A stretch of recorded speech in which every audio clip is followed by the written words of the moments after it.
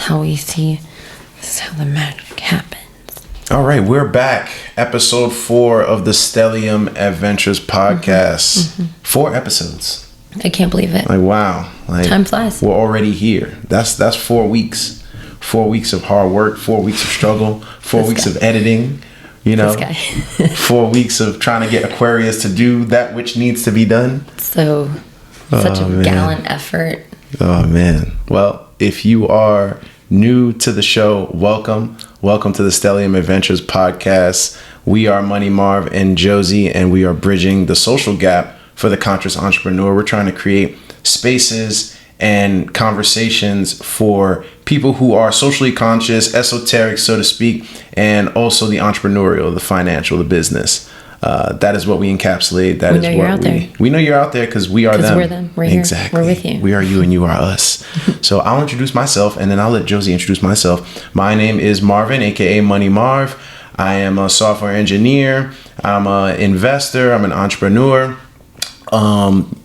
I'm a spiritual guy. I'm a student of astrology as well. I study astrology under Jozie, and she'll tell you about her acumen and her experience in a minute. I'm particularly focused on financial astrology and kind of using that to layer into my fundamental analysis and my investment thesis. So that's pretty much what I got going on. Jozie, you want to introduce yourself? Yeah, absolutely. You have another, you're studying another form of astrology, is that right? Which one? Financial astrology? Yeah. Study. Okay, cool. Jozie or Raw Ascension, intuitive astrologer. Why do I say it like that? Well, I'm an intuitive being, and so any tool that I work with, I do so intuitively.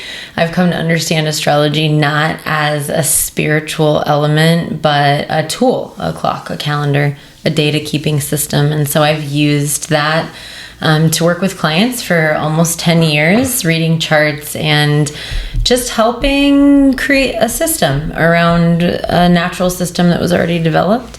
I've come to understand that we develop it for ourselves at sort of like this greater perspective point. That's sort of like my leading theory at the moment, but it's very flexible. I've been a student of Western tropical astrology for 23 years, and I am amazed that there's still so much to learn, and I get readings from other professional astrologers every year and still get totally amazed by what they tell me, and so that's incredible, and I know that I will continue to study astrology for my whole life. So I also work with energy healing and sacred ceremony and as a land guide, and I grew up here in Arizona. And so if you want to learn more about my services, you can check out my Instagram, raw_ascension. Yeah, I'm due for a reading. Find me in the street. I need a reading, Jozie. I need one. Let's do it. And if you want to find me, you can find me at MoneyMarFool on Instagram, and you can also find this podcast and this company's Instagram at Stellium Adventures, and also on YouTube at Stellium Adventures and TikTok at Stellium Adventures. Also, Eventbrite loading cool events. We've done one already, but we've done one. We're trying to get ready for the next one. We're coming. We got to prepare the next one. It's hard. It's hot out here, y'all. It's so hot. It's hard to figure out how to do an event where it's 118 degrees outside, but we'll figure it out. Fire signs will figure it. These Sagittarius will figure it out. That's true. Okay. This show was brought to you by Titus Tax Pros. Keep more of your own money. This show was also brought to you by Raw Ascension, healing change that lasts forever. Do you like that? If you don't like that, I'll change that. We're just going to keep trying new ones every week until we find one. Just surprise me every week with a new one. And I'm going to be like, that's it. That's the one. Oh, man. Obviously, Raw Ascension is currently rebranding right now, and this is what that looks like. So stay tuned. I like it. Stay tuned, y'all. You're a part of this with us. Right? You're part of the journey right now. This is the early part of our journey. We're just having fun. This is sort of what we do all the time. And so that's what sort of inspired this podcast, is just deciding to document the nonsense that occurs. I think one of the main reasons Sagittarii. Exactly. One of the main reasons why we have this podcast is because when two Sagittarius are having a conversation and we're talking about big shit, like we're talking about high level shit, Jupiter. Other people want to come in and chime in and interrupt us and interrupt our flow. Well, that's a superpower of Sagittarius. Wait, are we going to talk about that today? Yes, today's final segment, we're going to talk about Zodiac Superpowers. We're going to talk about things that each Zodiac sign can do that no other sign can do. Only them. Their special uniqueness. Yeah, and when we get to Sagittarius, we'll talk about that. Because there's obviously a lot to talk about because we're awesome. Right. I think we're the best sign, but that's just me. Honorable mention for Sagittarius, yes. All right. Speaking of making assumptions, disclaimer. The content presented on this show is intended for entertainment and educational purposes only. The opinions, discussions, and interpretations shared by the hosts are based on our personal experiences, perspectives, and understanding of astrology. Throughout the show, we may generalize, exaggerate, stereotype, or humorously portray zodiac archetypes in ways that are opinionated, biased, and intended for entertainment only. Astrology is highly individualized, and no discussion of a sun sign, moon sign, rising sign, transit, or astrological placement should be considered a complete or accurate representation of any individual person. For a personalized astrological consultation based on your unique birth chart, please contact Jozie, aka Raw Ascension. Any business, investing, financial, tax, or economic topics discussed on this show are for informational and entertainment purposes only and should not be construed as financial, investment, legal, or tax advice. Before making any financial or investment decisions, consult with a qualified financial advisor, fiduciary, accountant, or other licensed professional. For tax advice tailored to your specific situation, please contact Money Marv at Titus Tax Pros. Titus Tax Pros. By watching, listening to, or engaging with this content, you acknowledge that you are solely responsible for your own decisions and actions. More importantly, relax, have fun, keep an open mind, and enjoy the show. I love that. I feel like the moon and like all of astrology needs an overall like disclaimer like that, especially the moon. I feel like the moon gets blamed for the most outrageous behavior, and Mercury. It's like, no, you can't blame us. I think Mercury is actually kind of responsible for the most outrageous. Mercury, listen, we were talking about this yesterday. Hot take on Mercury. Okay, Mercury is a villain.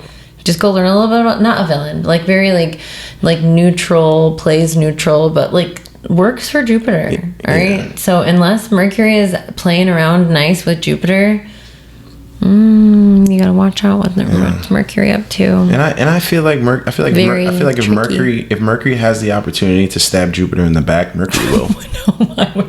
AKA Gemini. I mean, the archetypal energy of the planets have their own energy outside of the Roman and Greek gods that helped to create the foundation for Western tropical astrology. I think it's really important to understand that they have their own archetypal energy inside of Western tropical astrology, where they've become sort of their own identity.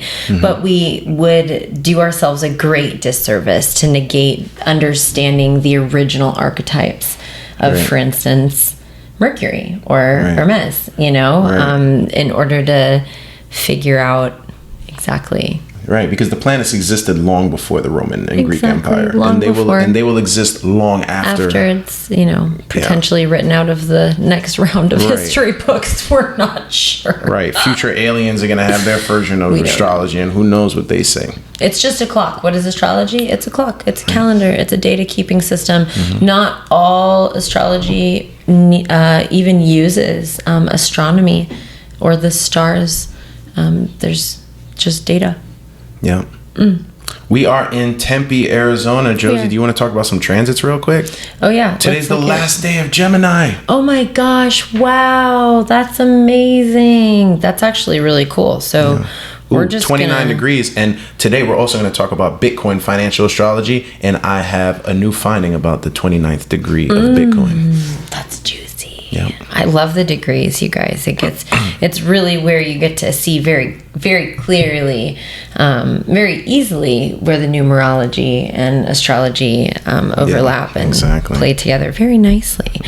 But look at this Virgo moon at 15 degrees. Here we are talking about Mercury. Oh my God. Right. Oh my gosh. Sorry, Virgo. My bad. Sorry, not sorry. Here we are talking about Mercury being low-key the villain. I got 3 planets in the 6th house, so I'm pretty much a Virgo. Like dressed up as a Sagittarius. I mean, you literally are a secret Virgo, absolutely, because of those 6th house placements.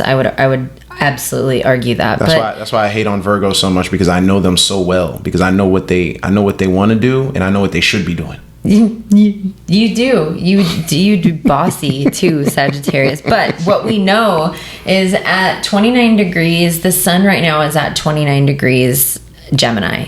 The moon is at 15 degrees in Virgo. And so these are both mercurially ruled signs. They're both ruled by Mercury. So where's Mercury right now? Mercury is hanging out over here in Cancer at 23 degrees. Pretty cozy next to Jupiter at 27 degrees. And I love that this is in the 11th house. And so this seems to be really like preoccupied with the greater picture. This is really, I would say, especially with the moon in Virgo right now, yesterday, today, tomorrow, as the moon continues to move through the sign of Virgo especially, we'll have sort of a break from any emotionally daunting maybe we're still overthinking it, guaranteed we're overthinking it, but the emotional element, we have an ability to take a step back from that and sort of really just analyze the facts, and for sure take advantage of that zoom out ability right now with communication and the way that we're thinking about things. Also consider how this affects other people and the greater good, or if it is really great for everyone except for one person. Is that one person you? Right? Okay, so that's the kind of thing. And with some of the Cancer stuff going on right now, don't make it you. Don't make it like, oh, everyone else will benefit if I just bear the burden of that. No, to the greater good of all and the harm of none includes you. Mm-hmm. Yes, yeah, Aquarius. That's shots fired. Got him. Shots fired. Yep. Shout out to all my Virgo moons. Shout out to my Pisces moon in opposition. Yeah, thinking of she has this exact placement. Oh yeah, literally, she has the sun and the she lit up today. Love you. Fire. Okay, so what's next? That's it. That's the most notable stuff I got for you today. You want to know more about the transits? You want to know how that stuff affects you? Hit us up, or tell me what I missed in the comments. Yeah.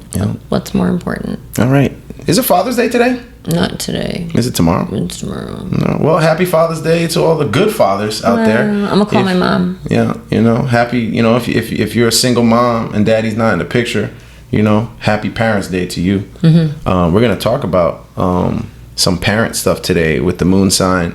What I've been noticing in having conversations with people just in society is that oftentimes I'll see that a child has the same sun sign as their mother or their father's moon sign. And I don't know why this pattern exists. You began to explain it to me, but I said, let's talk about it on the show, because I think this is good information for people to pick up on. And in the comments, if you have the same sun sign as your parents' moon sign, let us know. We want to see the patterns. We want to see, the different archetypes and the different signs that line up with your parents. I'm curious about this. So what do you think about this, Jozie? Like, what is that pattern? What does that signify to you? Yeah, definitely let us know any big three exchange placements, right? So if your rising sign is your parents' moon sign, or if your sun sign is your parents' moon sign, or their rising sign is your moon sign, these are all really interesting elements that give us these patterns. And so that's what we're doing. We're just tracking patterns, guys. But yeah, this is a really interesting question. I do a lot of family synastry, both in readings and in analysis, and it is a really unique synastry or connection or exchange of energy. Almost like a little ecosystem that is created between the parent and the child, because there's obviously there seems to be some kind of pre-agreement, right? And the concept of the birth chart, as far as I've come to understand it, is that we sort of have this assembly process. We create it ourselves from God's state, sort of between lifetimes, if you will. I'm really generalizing here. And so this is with the knowledge of all of what we need to do, how we need to accomplish things, and what we need to leave behind. And so certainly the vessel into this body and into this lifetime, this is, controversial. I understand that, especially on the weekend of Father's Day, not everybody has the greatest relationship with their parents. Not everybody wants to say or claim that they picked or chose their parents, right? That could feel cruel to insinuate to some. And so I think that this is bigger than that. This is more so about the bigger picture. And oftentimes, it is the experience of healing from or healing with our parents that activate a lot of our ancestral gifts and experiences in this lifetime. So we can really see that show up in the sun sign, moon sign. So specifically, whenever we talk about somebody's sun sign matching a moon sign, whenever I'm approaching this kind of astrology, for instance, I would say, okay, what's your moon sign? I know that your moon sign is a Pisces, right? And so then I would ask you, what is your more nurturing parent? Which parent was more nurturing? And you don't have to answer that, but that would be the question that I would ask. Neither. Right. And so you would have That's why I have a Pisces moon. That's why I have dead. For sure. But that is sort of like, generally the more nurturing parent is going to be, one of their big three is going to be your moon sign. Usually it's their sun sign, or it's the house that their sun is in, period. But interesting, I was pretty much like raised That's just what I've noticed in my thousands of readings. I'm not claiming that to be the only truth. That just seems to be the pattern that I'm picking up on. That's a pretty good sample size. But I remember when you were giving me a reading for one of the first times, you may not remember, but you pointed out that my IC, which is my fourth house cusp, is the same as my grandmother's sun sign. And she was the one that pretty much raised me. And the IC is the home, right? Because that's the fourth house cusp. Right. She didn't just, from my understanding of what you've shared, raise you. She raised you up and put you into a new thought process and thought pattern and really new reach, new availability. Yeah. And so that is the definition of the MC. It is the highest reachable point in the zodiac. The IC. I'm sorry, the IC is the highest reachable point in the human experience. And so absolutely it would make sense that would be a significant person in your life. But that sort of gives you some clues. But it seems to be, first of all, every chart is totally unique. And this is where I will never say that the moon sign, represents the mother, or the sun sign represents the father, because this is really not doing it's not giving us a reality. We need to know who is the more structure-based parent, who is the most nurturing parent, who is perhaps more distant, who is perhaps, closer. Right, which parent fits the archetype of that energy. Right, and sometimes even that can be confusing. And so really I zero in on the moon. We can usually figure out the moon, because some people have great or challenging relationships with both parents, right? And so it's well, gosh, which parent would represent which? Well, let's start with the moon. We figure out the moon. It's which person could we feel the safest being our moon sign around? Which person brought out, nurtured, whether it was naturally or by accident, if for instance one of your parents had musical tendencies or music abilities, that would give me a clue to assign that person closer to the moon representation in your chart, if that makes sense. And so it's just a game of plug and play with math and patterns. But it seems to show up. You noticed a pattern. It seems to show up in parent-child dynamics. I think that some other really honorable mentions for the... and I don't know if it's because I'm a man, or just the idiosyncrasies of running into people, but it's been the father lately. Like I've noticed that the father's moon sign has matched their child's sun sign. Like just in like it's only been 3 different cases that I've seen it, but it's an interesting pattern that I noticed, and I'm like, I've even seen one case where a father's moon sign matches both of his children's sun signs, and I'm just like, you will see the story play out somewhere in the chart. You will see the story play out somewhere in the chart. It seems to be that way. I have an Aquarius moon. I was my mother's firstborn, but I played a very special role in her journey in motherhood, very impactful role into my family. But also, she has an Aquarius rising, and she's a Cancer, and she definitely was the more emotional parent, like in terms of like closeness and connection.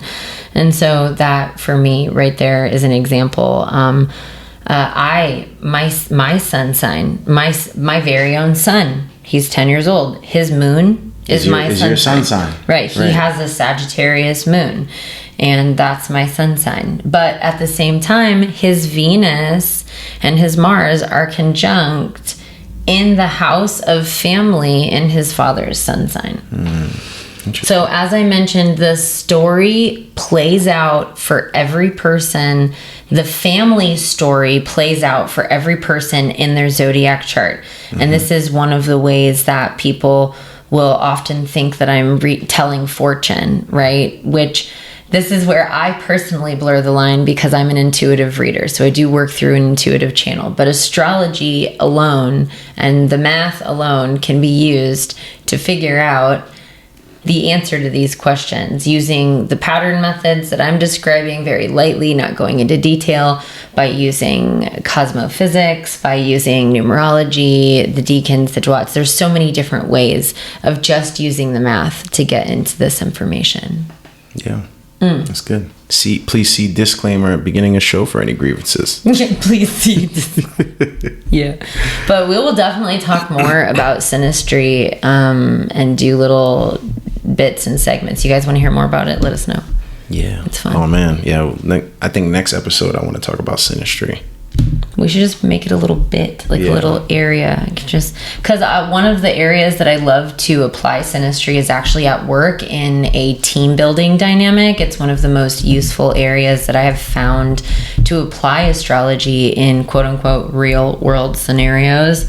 As a business owner, as a business developer, I've used astrology, you betcha, every step of the way to not just build concept, timing, planning, but also team building and really understanding how to put the right person where and the right people together in order to accomplish the right goal. So I'm obsessed with astrology, Marvin. I don't know what else to do. Yeah, I love it. Compulsion. We love it. The audience loves it. All right. Are you ready to go into the next segment? I think we are. We've talked.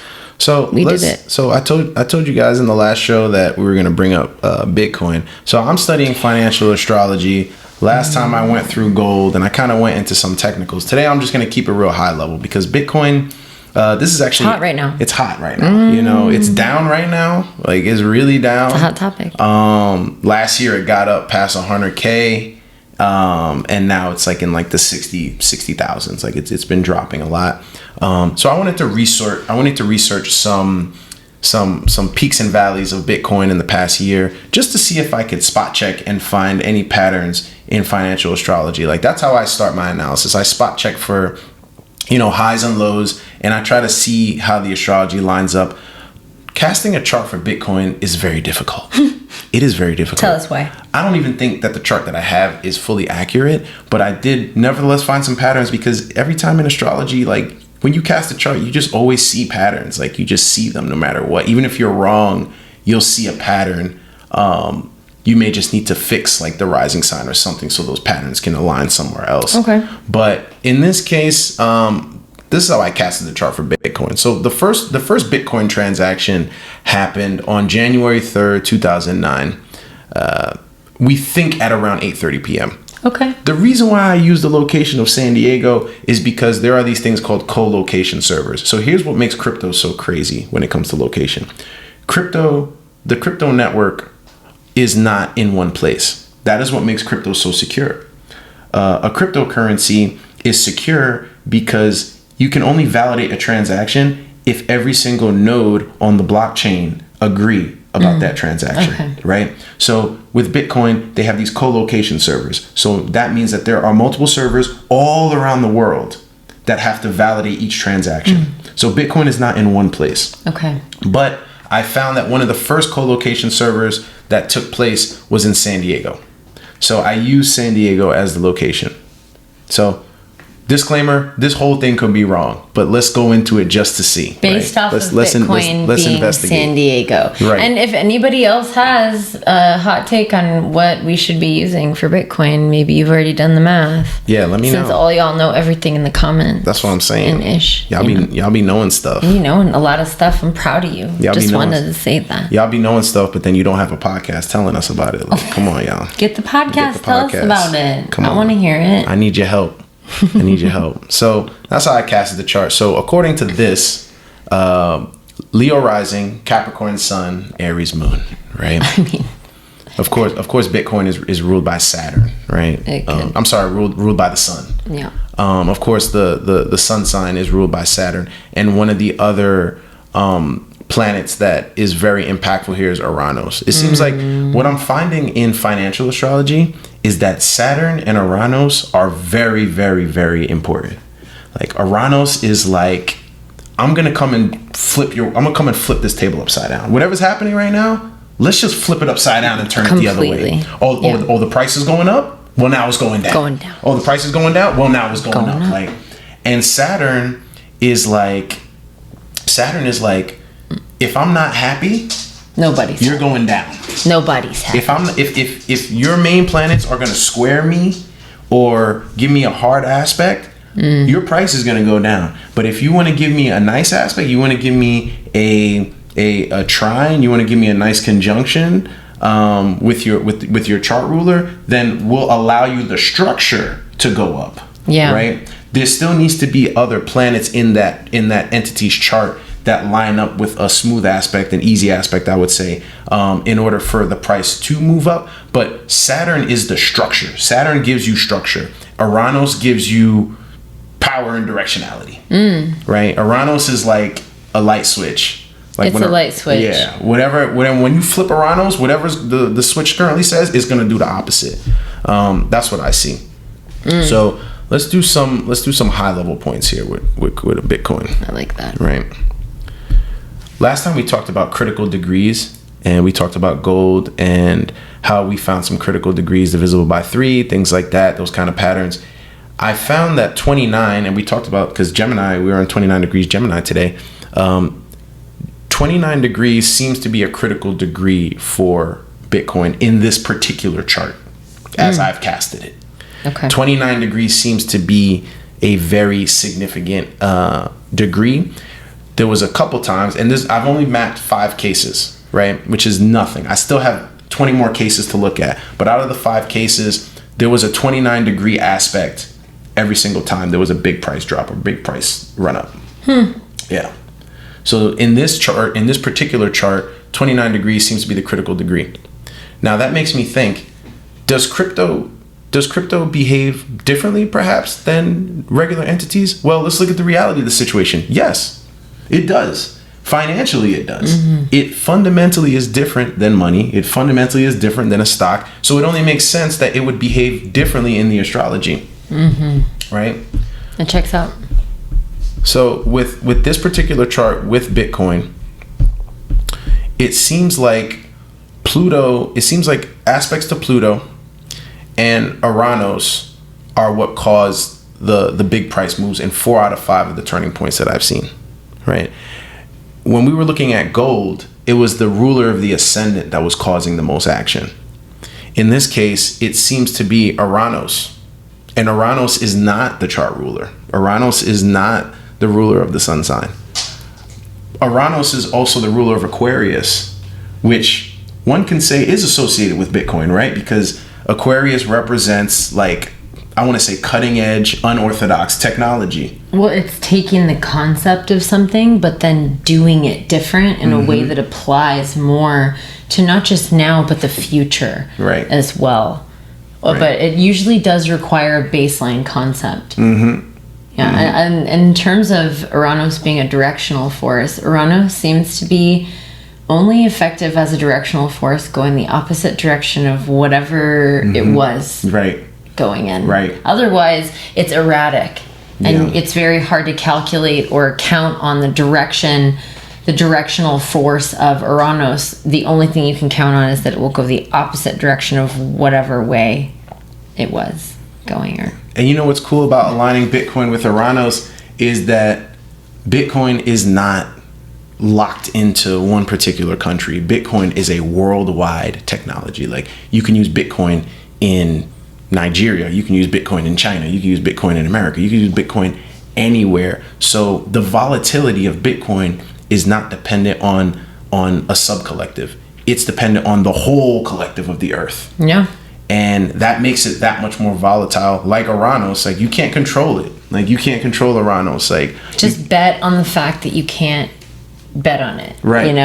Just, it's erratic, and that's the consistency. That it will be erratic. That's the only consistency it offers. And Uranus is definitely the loudest planet in the chart. It causes the most action. I also noticed that Uranus, hard aspects to Uranus also caused action when it comes to gold and other stocks that I've looked at as well. So Uranus is just that planet. Like, Uranus is that guy that's going to flip your world upside down in financial astrology and in life. Right? Oh, for sure. It's talk to anybody having an Uranus opposition or anybody that is, experiencing any Uranus transit. Truly, it is a very pivotal experience. Right. Now, one more point that I wanted to bring up. I'm not going to go into too many specifics because this chart is honestly not that great. But it did show me some patterns, and it did point out the point of Uranus. I thought initially that the more easy aspects that you have, the more favorable aspects in financial astrology, which are trine, sextile, the more chance you would get for the outcome that you're looking for, whether price going up, price going down, right? That is actually not the case as far as I've seen it in this small subset that I've looked at. So far, it's not the amount of aspects that matter, it's the density of aspects. Okay. So I like that. When we had big runs and big drops in Bitcoin in the 5 examples I looked at, there was a huge amount of density. Meaning that we had a lot of aspects. Okay. A lot of aspects that lined up. Like, I think we had, let me see if I can find the chart. I don't want to waste too much time, but that's good information. Yeah. So we had 83 aspects. Wow. 78 aspects, 79 aspects, 77 aspects. Right? That's amazing. Yeah, so it's and then you could see, it's notable anyways. It is notable. And you could see in these examples, so in one example we had a bottom to a huge run up in November 4th, 2024. We had 39 favorable aspects and 36 unfavorable aspects. And then we had 8 minor hard aspects. So we had about the same favorable and unfavorable aspects, but the price shot up very significantly. Well, it wasn't because of the amount of aspects. It wasn't because of the amount of favorable aspects that we had. It was because of the density of the movers in that chart. So we had a lot of things aspecting Uranus. We had a lot of things aspecting Mars. It's like putting Mentos in a Coke bottle. Right. It just takes one. Right. But the pressure builds. Right. So there's a lot more to this story. My thesis was proven wrong in this research. But that's what science is about. I'm a scientist. Okay, I like to experiment. I like to observe and see what happens. I'm going to dig more into Bitcoin. Calculate. I'm going to look at least 10 more of these cases as the price continues to fluctuate in Bitcoin, because the outer planets have just recently moved, right? They've just recently moved into new signs.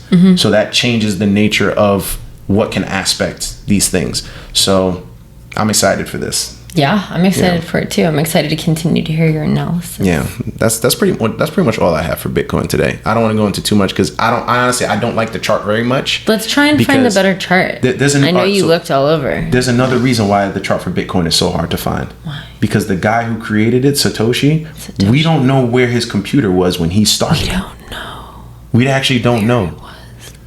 I don't even know if this guy exists. Some people say, yeah, he exists, but some people are like, I don't know if he exists. It could be somebody else. So the guy who... We need astrology info on Bitcoin, okay? Assemble the internet. We need it. I need a location for Bitcoin. Help us. I don't think San Diego's right. I think San Diego gives us a lens into something related to Bitcoin. It's almost like a derivative. It's almost like you're not buying... It's almost like you're not buying the gold. You're buying a note that gives you right to the gold. That's what I feel like this chart is. I want the gold. So give it to us. I'll try to find a better chart, but I do see these patterns. I see that density matters a little bit more than the amount of favorable aspects. So at the very least, that's fascinating. That is fascinating. Very good. Cool. I like that a lot. That's it. We've completed another segment, Marvin. Yes, we did the Bitcoin segment. So I also want to talk about... I actually did this out of order. Sorry. That's okay. I want to talk about business. Like I want to talk about business with you because you're also an entrepreneur. You know, you have an astrology business. You've worked for a company selling very expensive pieces of furniture for a long time, right?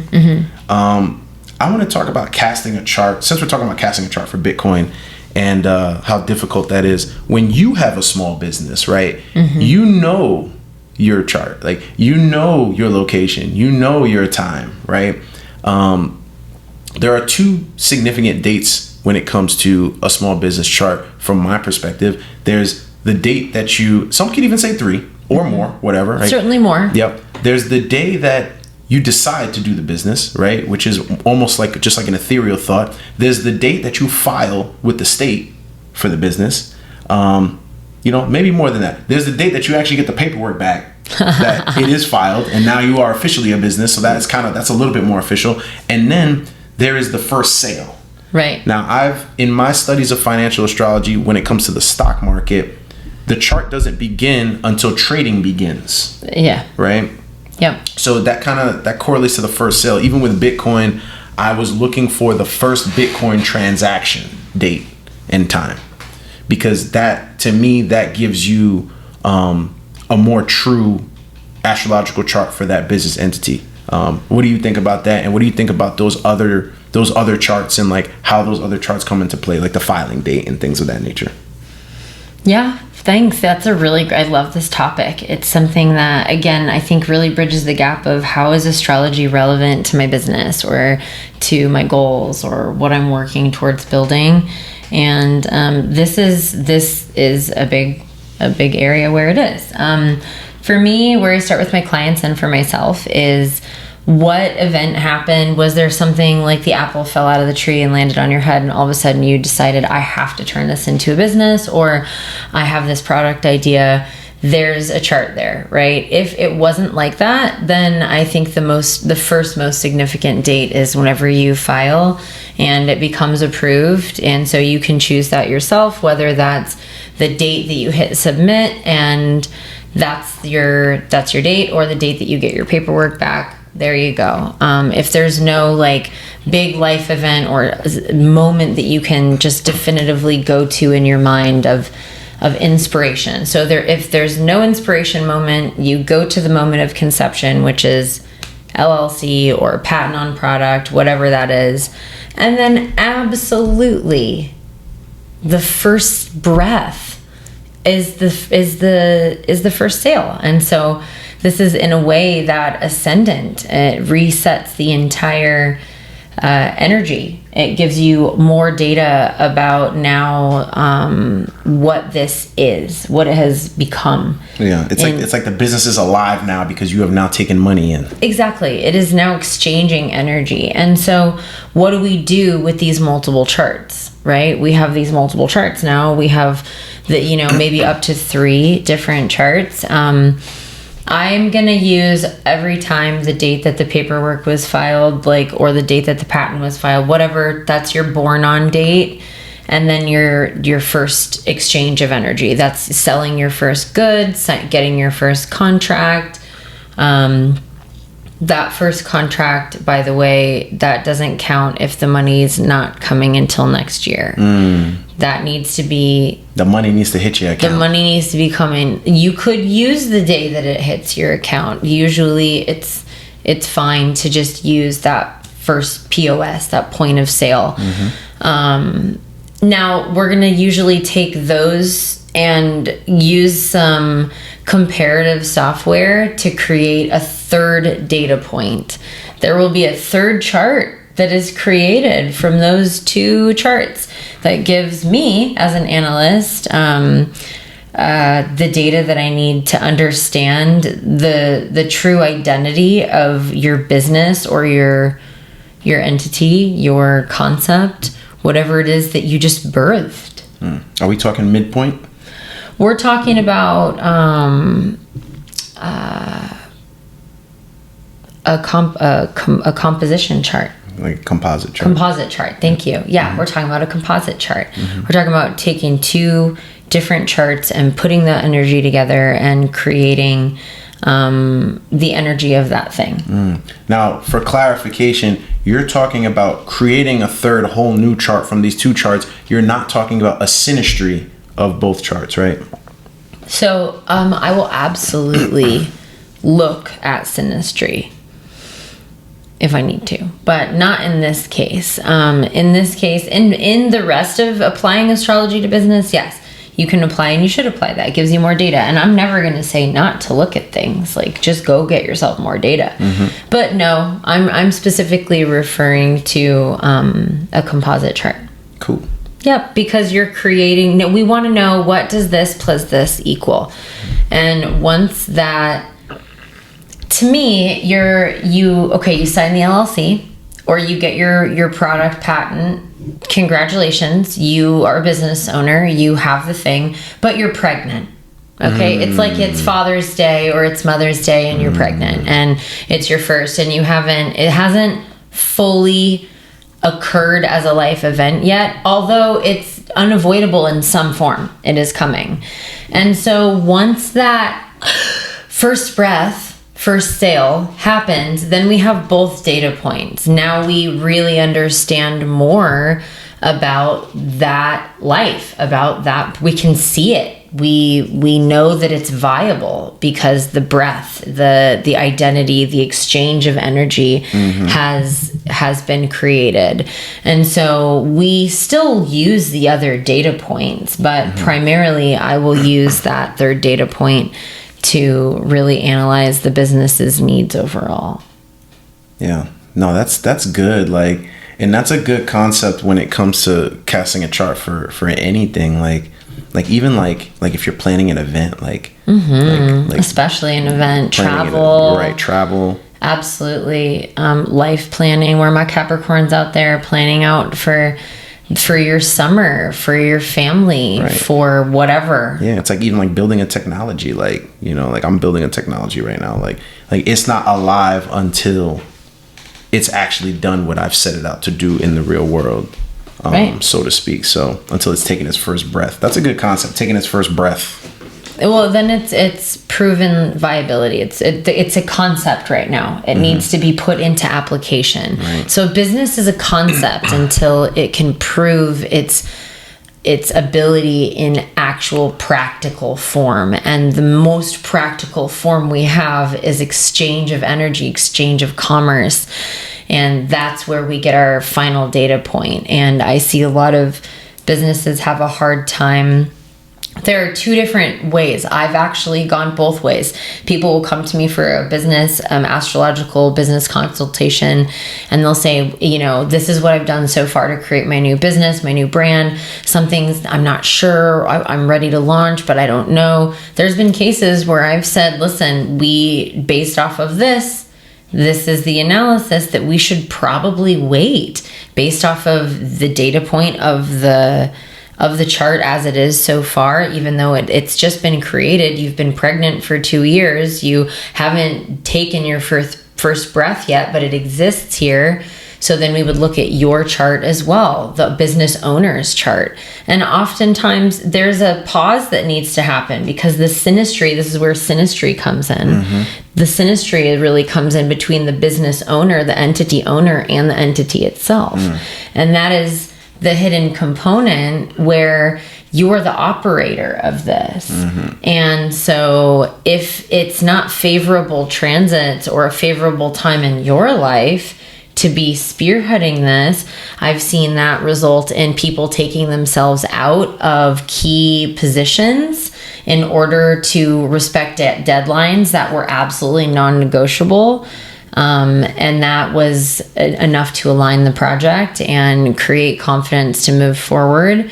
I've also seen delaying launch until a more appropriate and favorable transit between the business owner and the entity itself, or between other factors, and other variations of that. But I often find myself wondering how people live and analyze just day-to-day things, but certainly their businesses without the application of astrology.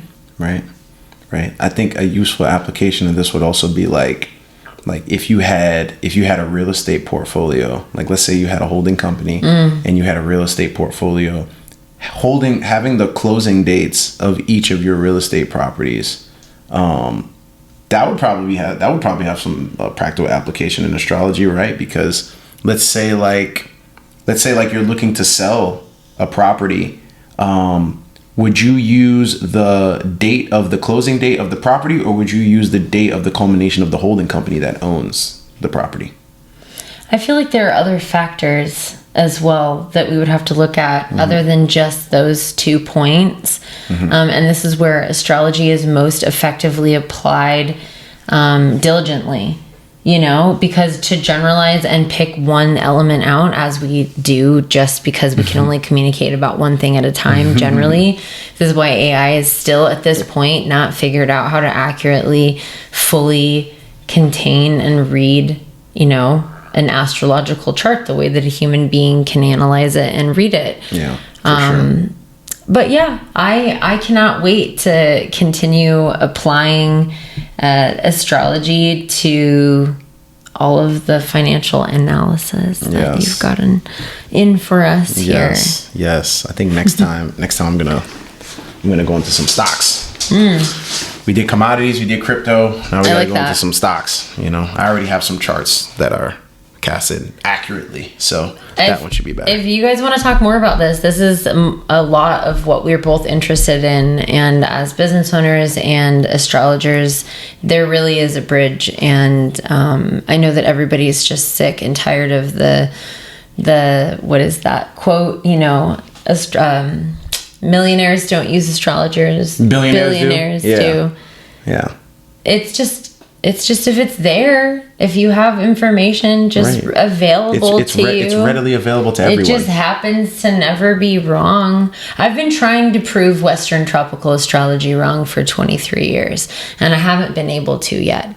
And that's why I continue to study. It's why I continue to take teachers. It's why I am still meeting each new corner of astrology with such wonder, because I think, maybe this is where I'll be able to prove it's wrong, and it just keeps showing up consistently. So we'll see how long. Yeah, I'm gonna keep trying to crack this nut. No, I don't think your children's children will. It's impossible. It's so vast, you guys. It's incredible science. No. Cool. Right. Are you ready? Another segment down for the keynote segment. Yeah, let's do this. We're going right. to time... Oh, gosh. Yeah, let's time box this. All right, audience. I'm going to time box Jozie to 3 minutes per sign. 3 minutes. Wow. All right, so Sweat me. So in episode 2, we roasted all the signs. We did. We roasted you guys. And y'all asked for it. You did. You asked for it, and we did it. And in the comments, some people, they thought it was hysterical. Some people were offended. Very offended. Some people were mad. Some people were like, no, you're wrong. You don't know nothing. You don't know nothing about astrology. That's sorry, okay. Not sorry. Like, see the disclaimer in the beginning of the show. Disclaimer. For all disgruntlements. But put it in the comments. But please put it in the comments because we need that engagement. So grazie. Okay. Grazie. Yeah. So we are going to empower the signs, right? Like we're going to talk about Zodiac Superpowers, right? What is a superpower that each sign has that no other sign has, right? Yeah. We're going to go through sign by sign. We're going to start with Aries. What is special about each zodiac sign? What is so unique that only they can do it? Something that you can count on them to do just naturally without even trying. It just sort of oozes out of them. This is a natural talent, a superpower. So Aries, I got you. Of course, you're number one. We already know Aries is number one. But I believe that Aries' superpower is to create a sense of aspiration in the world. I see that Aries is naturally the best and or strives to be the best and seems to have a laser vision that gives you the ability to just cut through the bullshit and get straight to the top. And so I always like to say that Aries was not made to serve humanity in the soup kitchen.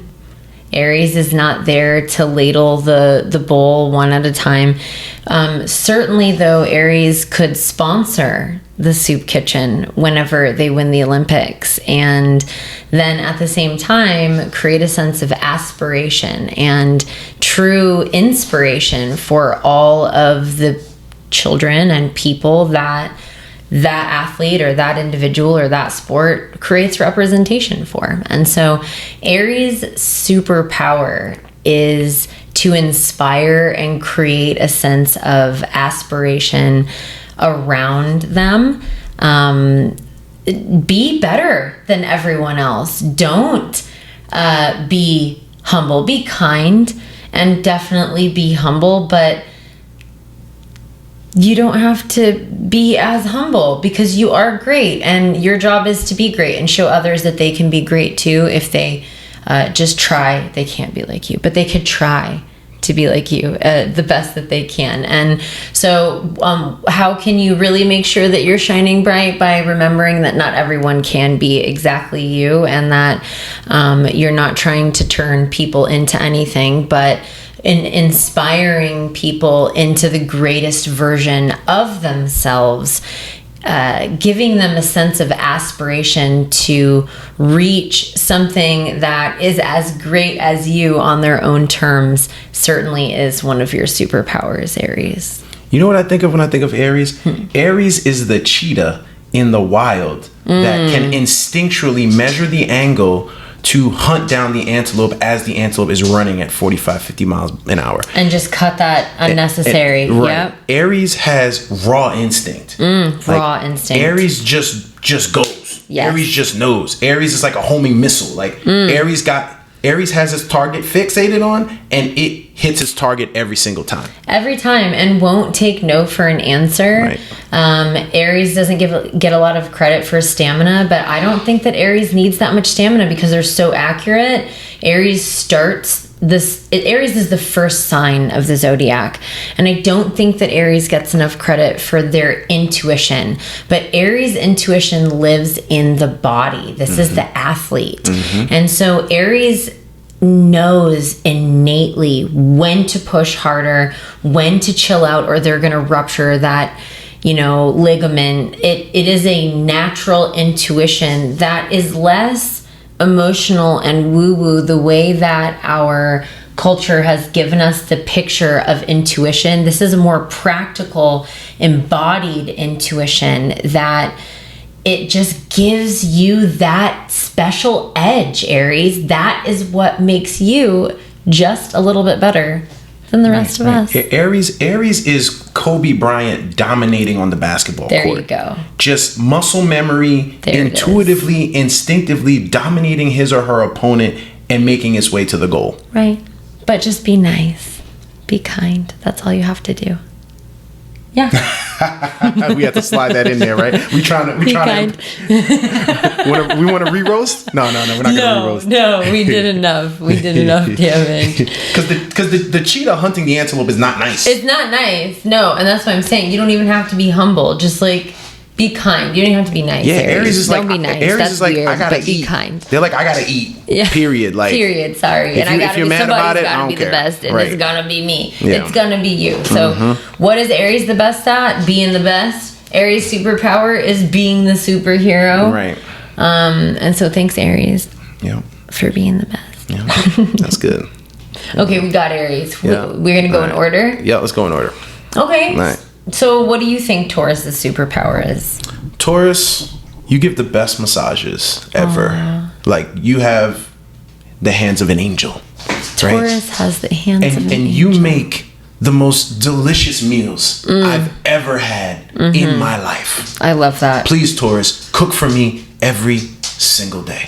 Please. I love that. I love, because where I'm going immediately is, so if Taurus had a superpower, that one special thing that no one does as well as them, it is definitely to create a sense of stability and nurturing and safety. And what does that for the human body more than food? Right. And so to feed us and to immediately create this sense of grounding and this sense of safety and even belonging is so you, Taurus, and something that I think others can do, but nobody does quite as well as you, because you really just have to be there in order to make things more better.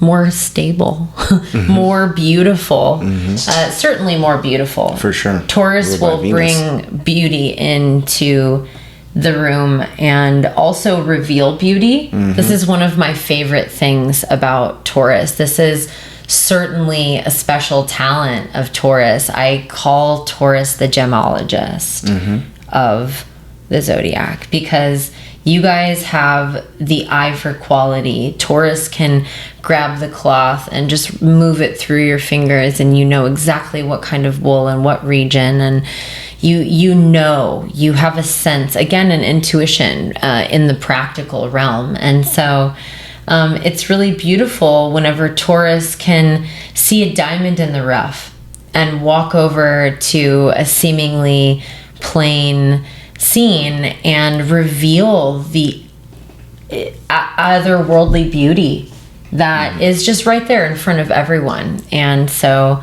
Taurus has a lot of really special talents, but another one that comes to mind is the ability to find beauty in the everyday mundane. Taurus is moving at their own pace, and so you really are the tortoise and the hare story, moving slower, presumably behind everyone, but you're so steady, you're so steadfast that not only do you win the race ultimately, usually because you're the only one who continues the race and follows through, but you also get to see the flowers along the way. And so I always associate the term stop to smell the roses, stop and smell the roses. I associate that with you, Taurus, because you teach all of us the value of stopping and slowing down and taking an extra bite between chewing our food,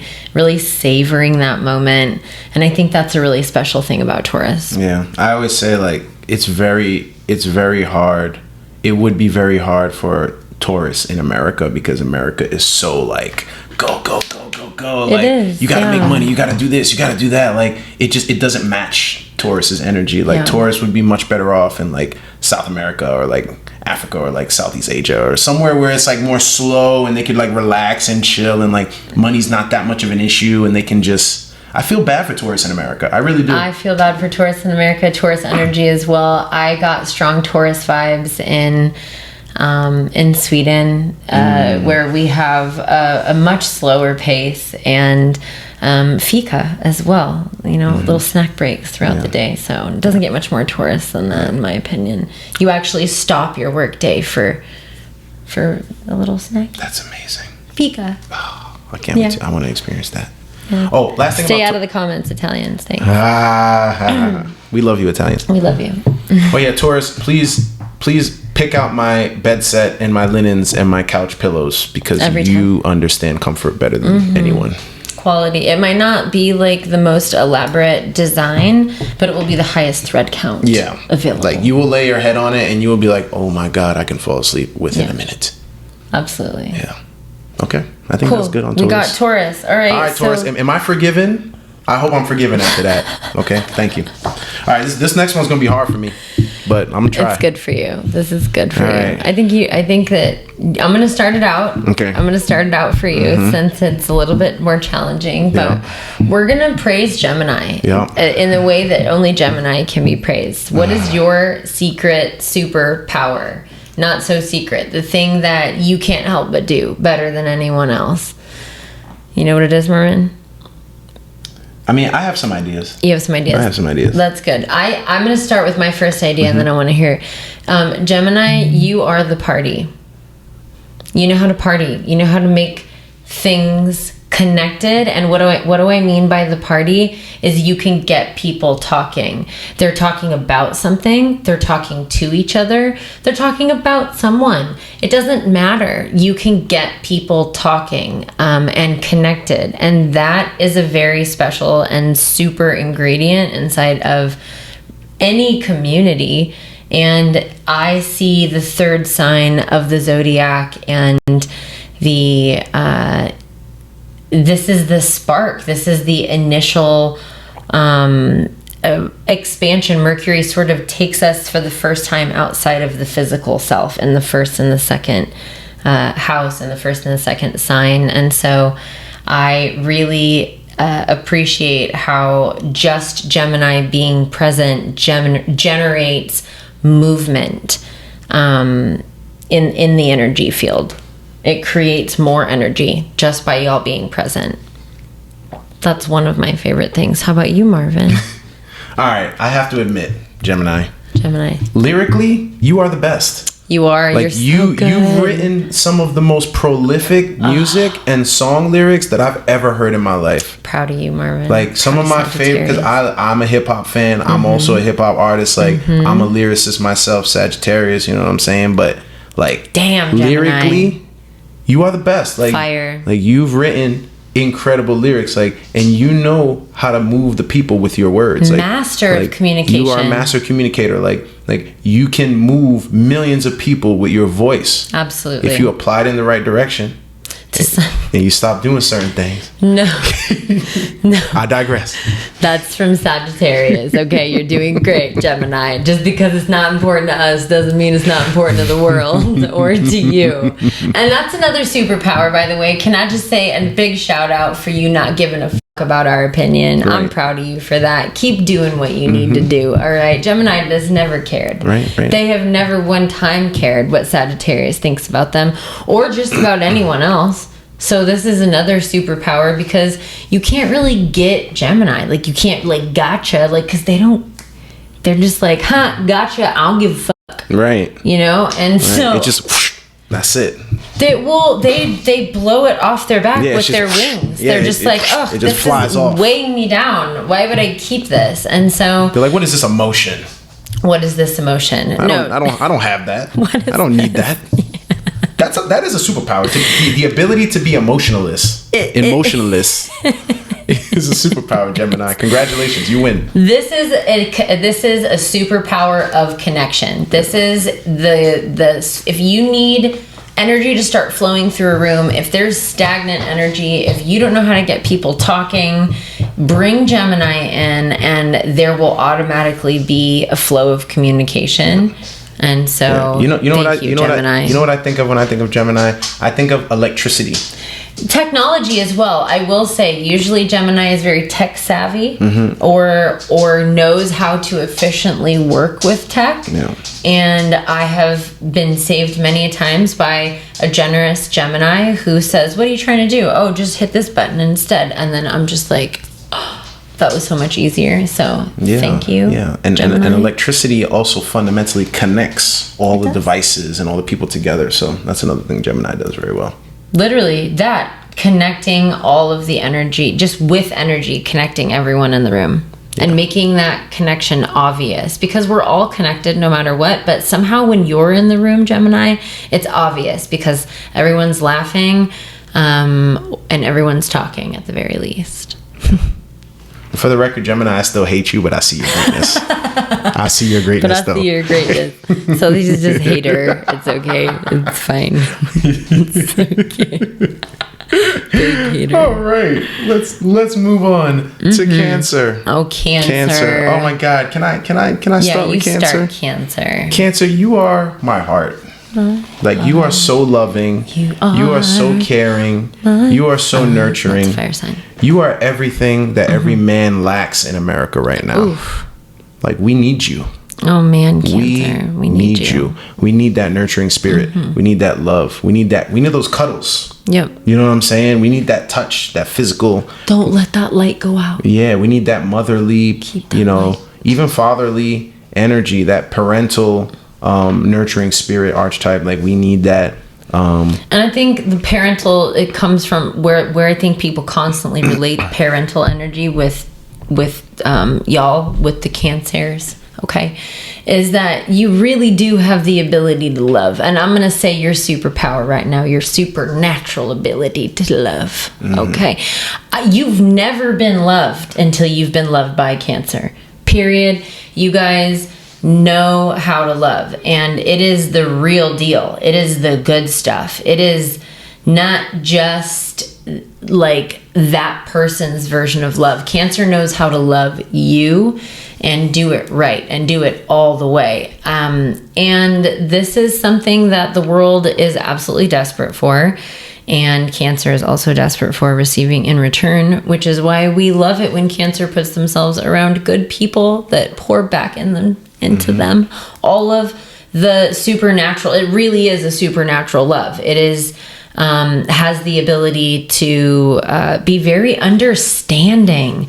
There is such a understanding. Even I think all three of the water signs are really empathetic, right? But if I was going to pick any of the three water signs to talk to about what I have going on or I need a shoulder to cry on, it would be Cancer.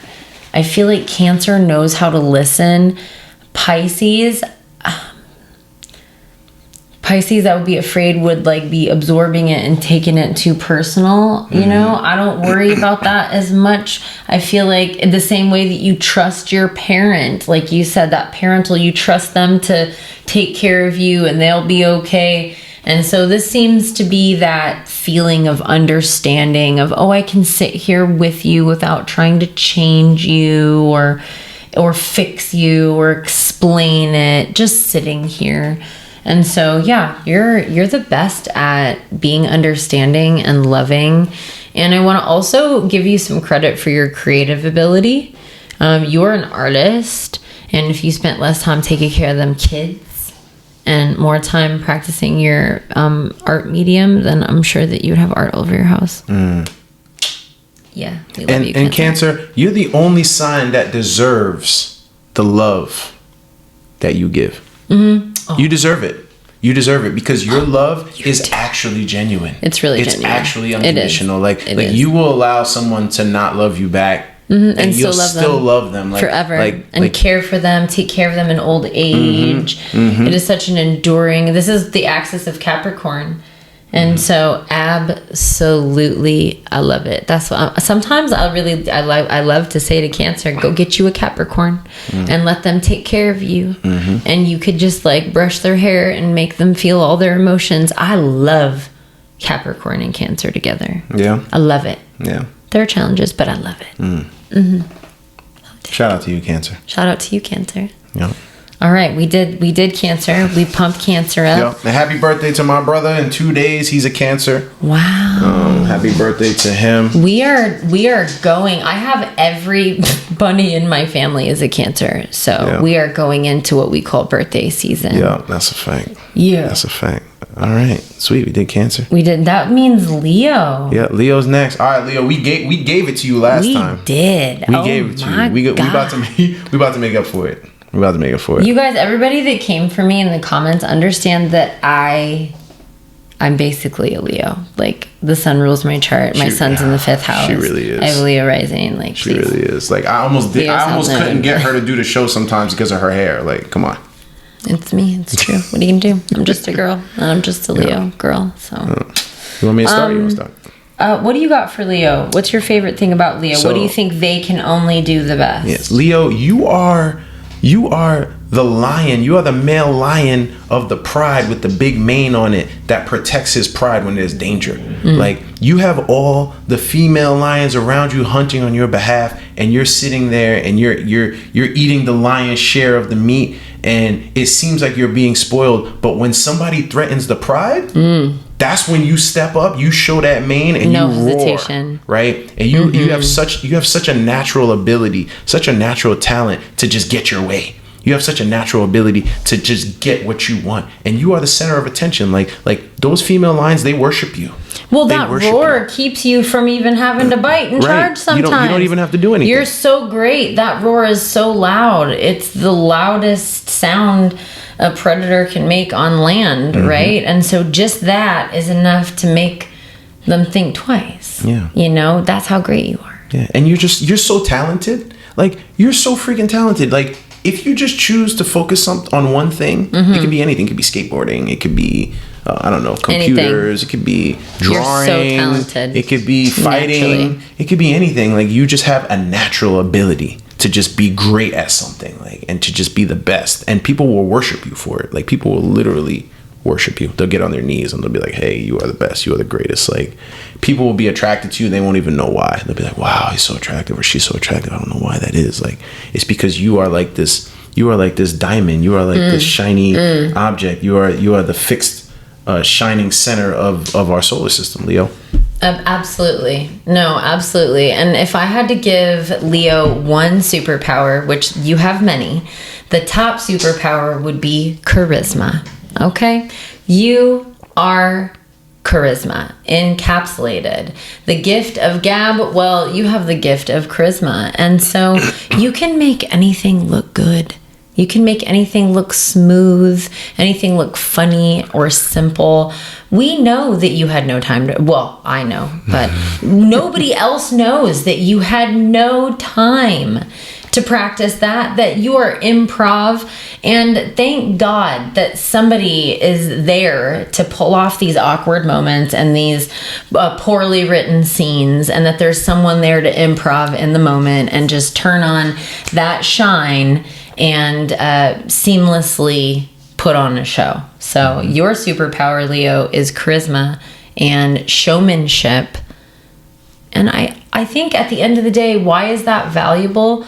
You warm people's hearts. You are the campfire, the middle child of the fire signs. Leo, you are the beautiful glow of the campfire while everyone's gathered around, most roasting marshmallows and watching the sunset. That's why everyone feels so beautiful. Golden hour. Leo is golden hour. And Leo, from the house of Sagittarius, we love you. We get along with you so well. Love you. It's so easy to have a conversation. As a Sagittarius, it's so easy to have a conversation with Leo. We can talk that shit. We can amp each other up. We can talk ambition. We can talk about big things. And neither of us feel small in that conversation. No. We both feel like, yeah, that's right. No, you're the best. No, you're the best. Like, we just vibe so well, Leo. Leo and Sagittarius are cut from the same piece of fiery cloth as it's written in the literature. I like that. We like you, Leo. We love you a lot, especially when you're shining bright with your charisma and stuff. Keep doing that. Keep doing that. You got anything else for Leo? No, I think that's it for Leo. That's good. That's what I got for you. I hope we are forgiven, Leo, for episode 2. They're like, no, we need more. Sorry, I'm back. All right, Virgo. This is another difficult one for me. I love Virgo. You know, I'm not mad at Virgo. I am mad at them, but I'm not. Okay, I'm gonna start Virgo. Go ahead. Virgo, I like to refer to you as the neonatal brain surgeon. Like, what the hell would humanity do without you? What would we do? How could we live?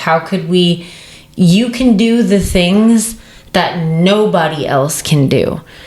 You have an ability for accuracy and compartmentalization and really truth that is not matchable by really anyone else. I think it would take a team of people to do what you naturally do just in the morning, waking up to brush your teeth. Very, very well, plain said. I like to say that it takes 3 of any of the other signs to do what 1 Virgo can do, 5 Leos. But Virgo, you can get it done. You can get it done, and you're going to get it done quick. And here's the thing. Not only are you getting it done quick, but it's right every time. It is right every time, to the point where, like, if it's not right, you already know that it's not right, and you have a report as to why. And you've already analyzed and figured out the X factor as to why this time it didn't go right. And so that is a special superpower. You have the ability to see the importance of the details, to manage the details, to keep them organized in a way that they are not lost. You are a preservation artist, truly, in the same way that I always think of the people who are going through and preserving these ancient artifacts that have been dug out of tombs, or they've been exposed to the wrong elements, and they're going in with microscopes and repairing each thread of every fiber. Thank you, Virgo, because I can't do that. Can you do that? I can't. No, I can't do that. But somebody has to do that for humanity, and it's you. Thanks for that, Virgo. All right, I will say something nice about Virgo. Say it nice. Yep, do it. You can do it. It's so Virgo, I ain't gonna lie. If I was on a plane and there was a bomb on the plane about to explode, and we had a bomb technician on the plane, I pray to God that person is a Virgo, because I wouldn't trust anyone else to defuse that bomb with the accuracy which you can defuse that bomb.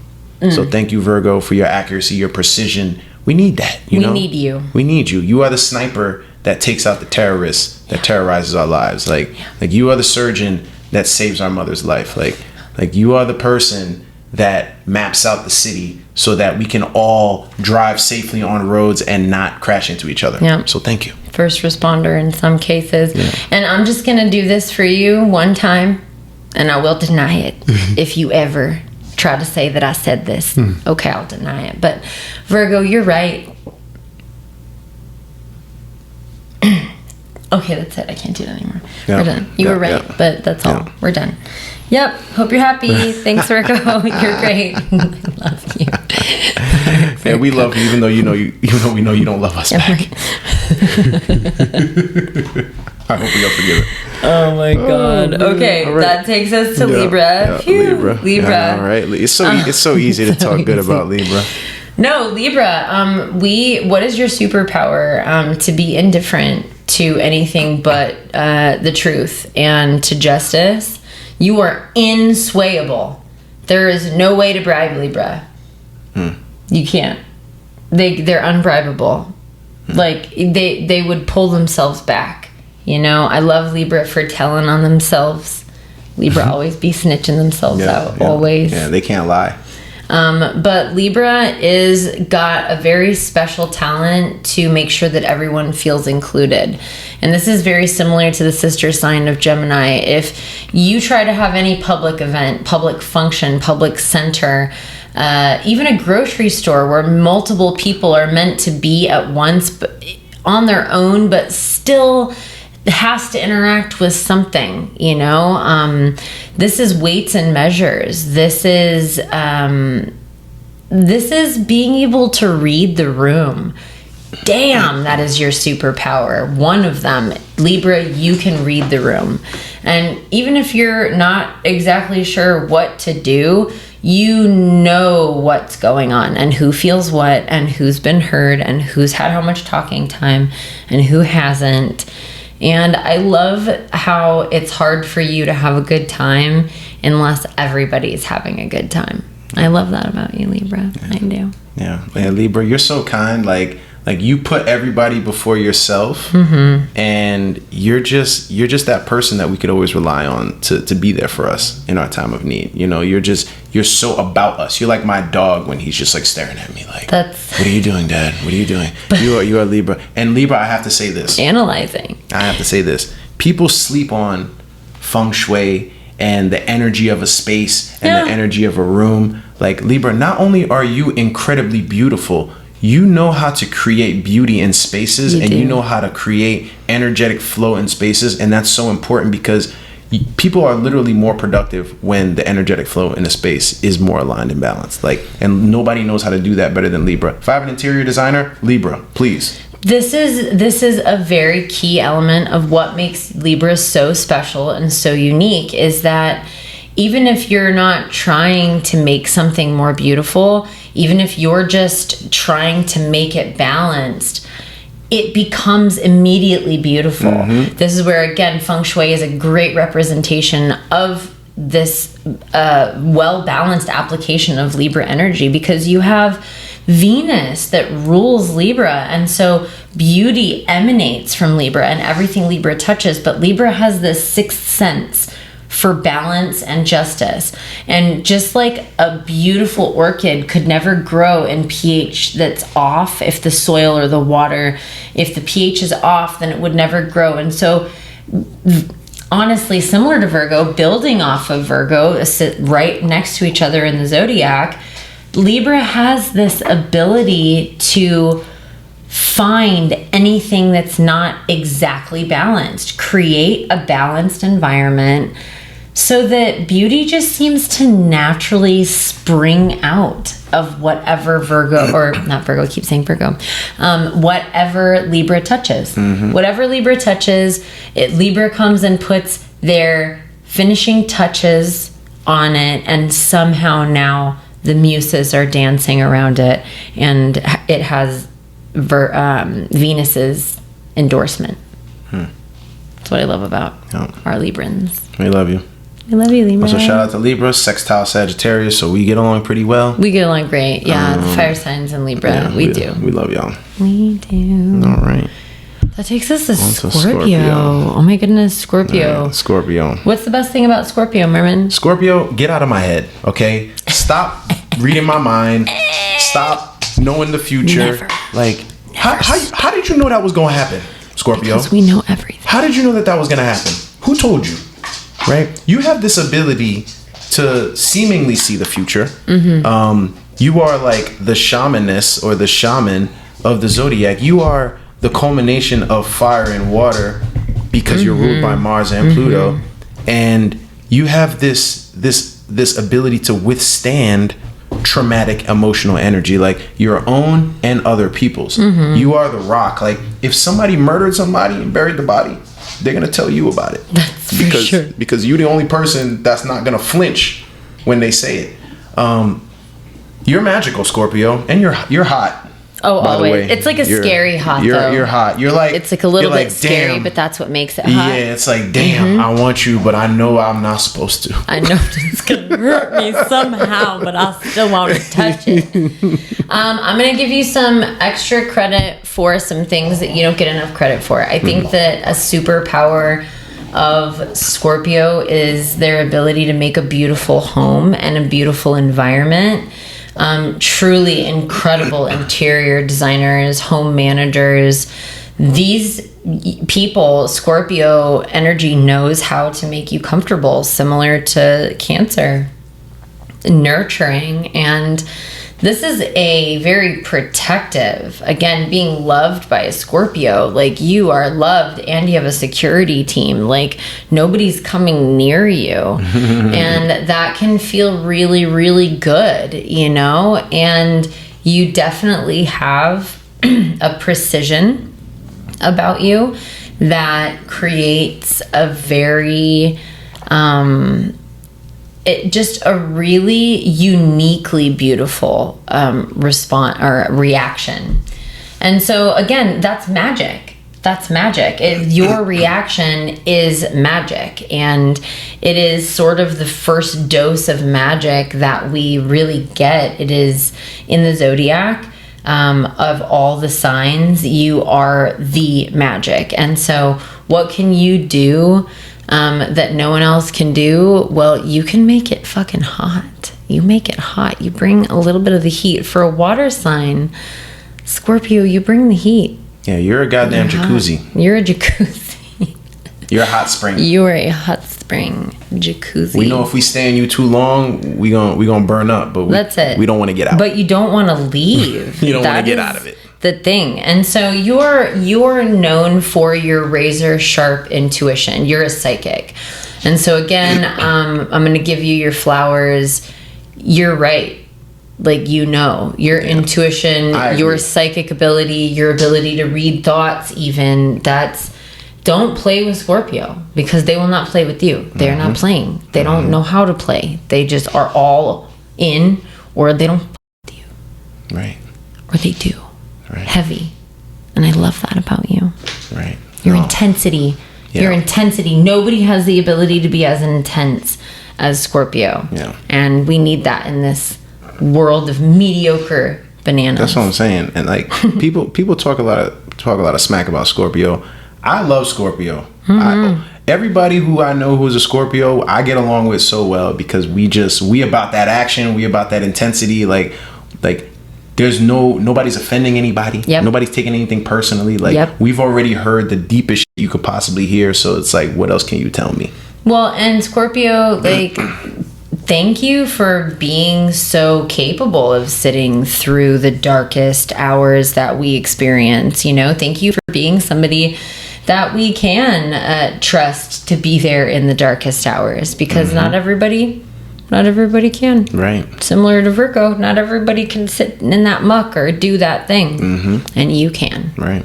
Ruled by Mars. This is, again, something I don't think that Scorpio gets enough. Definitely the most resilient and determined and the toughest fire sign. Like, if all the fire signs are water signs. See, I keep calling Scorpio a fire sign. If all the water signs live together in like a little castle, then like if they were invaded, Scorpio would definitely be the one to like protect the castle.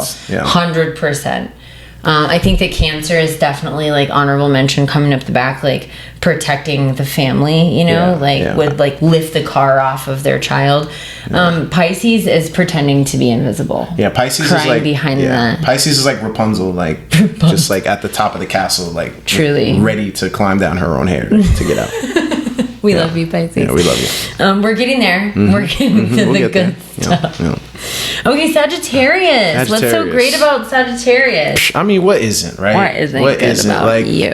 The worst part about us is how good we are. It's the hardest thing to deal with, really. Like you're so ambitious, right? Like you have such long-term vision. Yeah. You know what I'm saying? You're not small. You're big. You're big. Even if you're a short physical person, you are big. You think big. You act big. You do big things. You're about you know you're gonna be wealthy. You know it. It's not like, oh, if I'm wealthy in this lifetime. It's when I'm wealthy in this lifetime. Like you know it. Like you have a certain optimism to you. If you don't spend it all. Yeah, if you don't spend it all. But you make so much money, you will make so much money, and you are so good at attracting wealth and attracting abundance that you can spend a lot of money. You can. And you do. Because you make that and you get that and you gonna go get more of that. No, I love you, Sagittarius, for your ability to, like Gemini, make the party happen. You are talking about interesting things, polarizing topics. You're playing devil's advocate. What is your superpower, Sagittarius? You are a storyteller. You can tell a story. You can engage an audience. You can take a concept and turn it into a digestible form. And this is really, really special, because it seems to be that when Sagittarius talks, people pull up a chair to listen. And that is, again, from the literature. There is a communication element with Sagittarius that has this natural ability to just bring more and more excitement. And as we're talking about it, nobody knows why, but we're all getting more and more excited. And that is Sagittarius in a nutshell. And that's why we have to have this podcast, because we have to. Because when me and Jozie, two Sagittarius, when we're talking, the energy grows and grows and grows, and then people can't help but come in, and then they actually try to interrupt us and like get in. It does happen. Yeah, they try to chime in. It's which we like collaborative conversation. I hate that shit. He doesn't like it. I like it, but Pisces moon is like, get out of here! It's my conversation. Get out of my conversation. But yeah, like we are polarizing. You know, we are I don't know the term, but like we're galvanizing. Yep. You know, we bring things together. We're usually super intelligent. Well, there's a broad spectrum wisdom. This is the elder fire sign, and so another superpower of Sagittarius, definitely something that makes them unique, is that moment of reason. That, hey, actually, let's turn around, or let's turn here. They have had more experiences than most. Sagittarius, you chase experiences, you value experiences. And so from experiences, we understand comes wisdom. And so oftentimes something very special about Sagittarius is that they will just drop this nugget of wisdom, and they're just saying it. You're just having coffee, but it's something that they will casually say, and wow, this is really usable. This is a pivoting concept for someone to hear. And it's just the way that you are a Sagittarius. That's how you communicate. Yeah. You have a natural ability to expand upon topics. And so if it's gone as far as we can, then you go and take it farther. Yeah. You're going to take it all the way, as a matter of fact. And that silver lining, thank you for clocking that silver lining.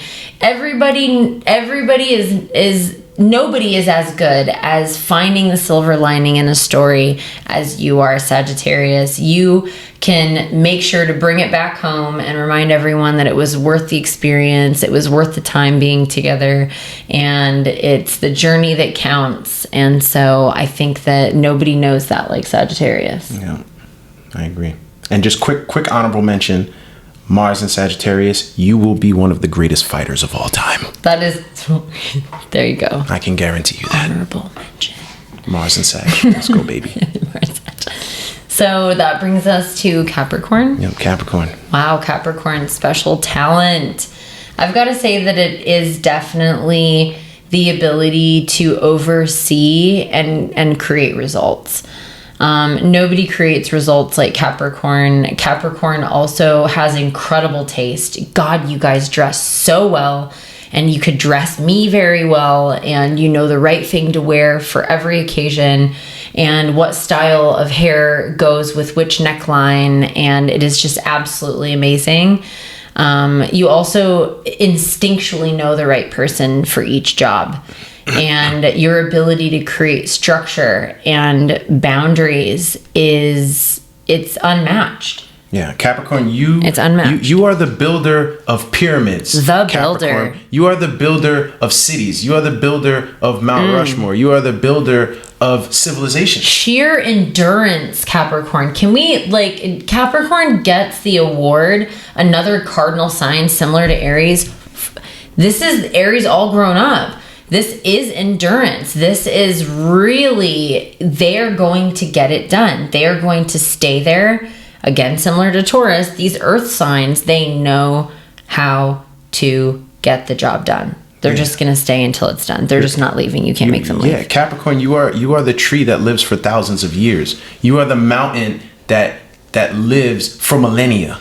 You are built to last. Long-term goals, baby. And you achieve those goals. And there is nothing like a Capricorn goal plan, right? So this is where if you have a Capricorn in your life that's been loving you, a parent, a financial guide, somebody who's laying out a future or a plan for you, you've never been loved from a sense of practical stability like you have by anybody other than this energy of Capricorn. And I think that a hot take on Capricorn that nobody maybe talks about is that I actually see that Capricorn has the capacity to be the most nurturing sign of the zodiac. Mm-hmm. I see that Cancer gets that gold medal. We even talked about it here. But, it's easier to nurture something when you get the warmth of that thing against you. When you're holding a child and saying, oh, it's okay, or whenever you get to be close, right? But Capricorn, you are so special and you have such a long-term vision that you will take that joy for yourself. You will take any return for yourself out of that for the people that you love. And you will fully self-sacrifice in a way that is I don't think anybody else can do it. Mm-mm. I don't think anybody else can do it. The only other person that gets even remotely close, I think, would be Pisces. But I think we got to ask Pisces why they're doing it versus what your intention is. And you are willing to put in that hard work every day, day in, day out, pay for the baseball camp, and then somehow still miss out on the baseball games and not complain. That is nurture. That is true love and security and stability. So that's my hot take on you. Yeah, we love you, Capricorn. Capricorn, we love you. Shout out to the Capricorn women. Y'all are a rare breed. Special mention for Cap Venus, because we're the best. We love y'all. We love y'all. Okay, so that's Aquarius now, right? Yep, Aquarius. Wow. We got 2 signs left. Aquarius, you're my best friend. Sagittarius and Aquarius. Let me tell you about my best friend. We're just best friends. I think I have like 3 best friends that have major Aquarius placements. My best friend is an Aquarius sun. Your Aquarius moon. Happen. Like we get each other because it's not that serious. It isn't. You know, I'm talking about people be like, "Oh my god, that's fucking serious." I'm like, "But is it?" Right. But is it? Could you make me be serious? Right. Especially when you put Sagittarius and Aquarius in the same person.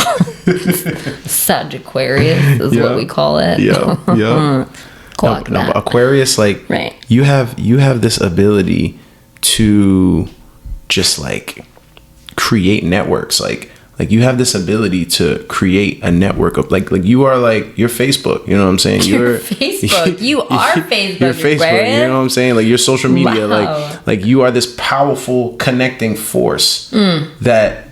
You know, you don't necessarily care about right or wrong when it comes to it. You just create this network and you allow the people in it to interact however they want to interact in it. Like you're just so concerned with moving civilization forward that, you know, if there's any fallout from that, you're willing to take that on the chest and be like, yeah, that's my fault. You're Thanos. You know what I'm saying? In Marvel movies, he's like, I'm gonna snap my fingers. And Thanos, he was the bad guy, right? But what he was trying to say was, look, he was trying. He said, look, I'm gonna knock out half a civilization for the good of the environment or for the good of the universe, right? Like, because he believed that it was for the good of the universe. In Aquarius, you actually believe that shit. You do. You know what I'm saying? No, big ups for Aquarius and your ability to see things formless, right? So you're a fixed sign. This is really interesting to me. But I watch you watching everybody, Aquarius. I'm looking at you, looking at everybody else, right? And I can see that you do not see form. I see you, Aquarius, looking past form. Your sight itself is innovation. If you are looking at something, you do not look at it as it is. You are constantly taking it apart and trying to reform it to something more relevant, more efficient, or more beneficial to all. You'll see the way that this is actually hurting the ocean, so we need a new plan, you guys. Or, well, this is really great for everyone except for this one person in the room who wasn't represented. Again, playing off of your sister sign, the air sign of Libra, you really like it when everybody's accounted for.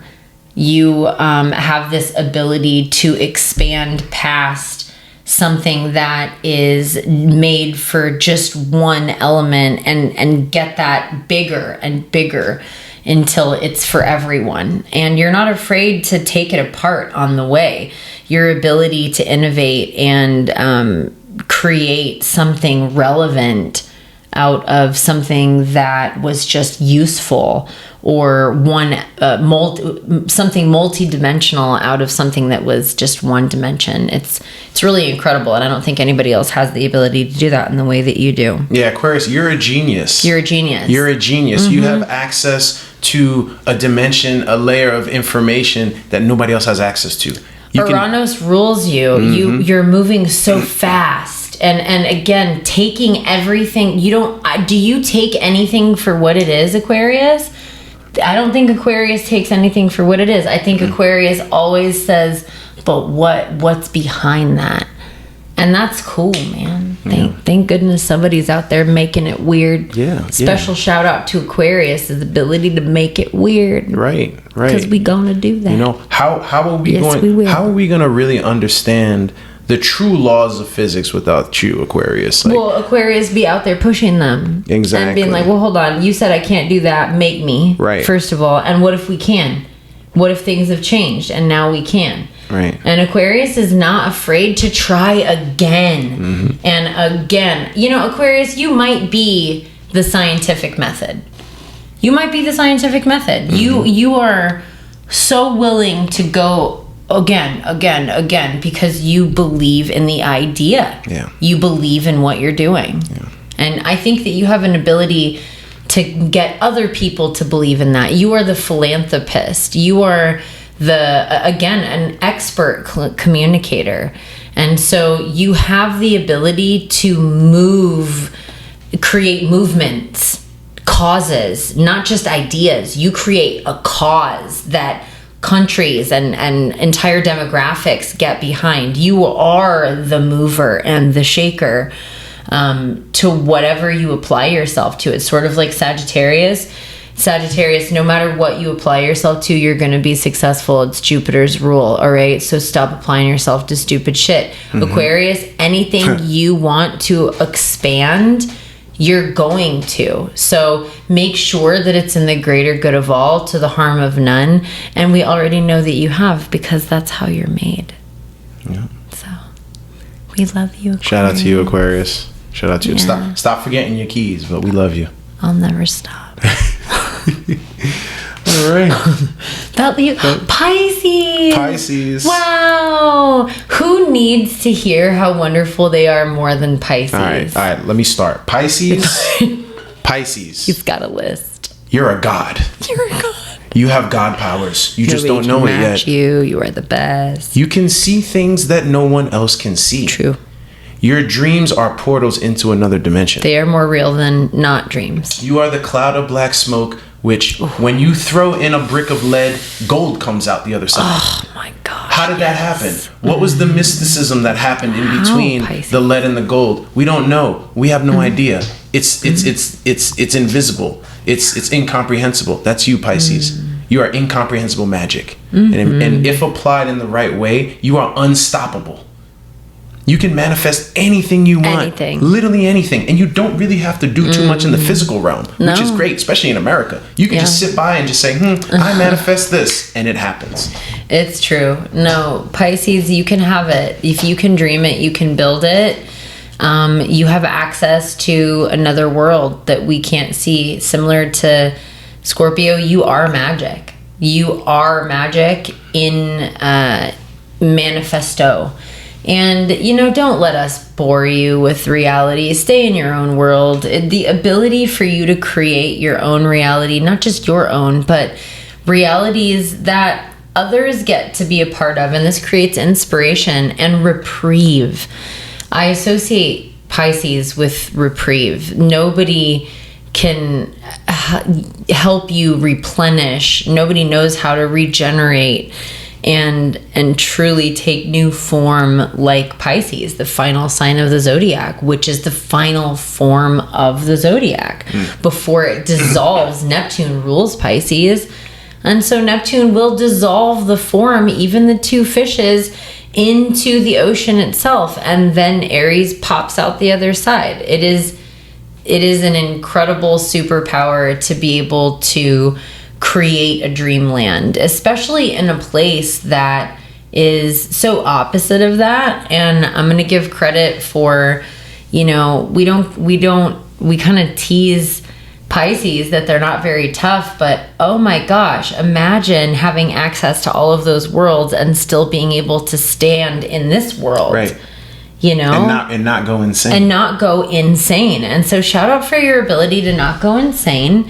You carry the cosmos between your heart and your mind, and somehow you hold all of that, and you put out the most incredible music, and your art is like, I think that Pisces, Libra, Taurus, but like Pisces, you are such an incredible artist.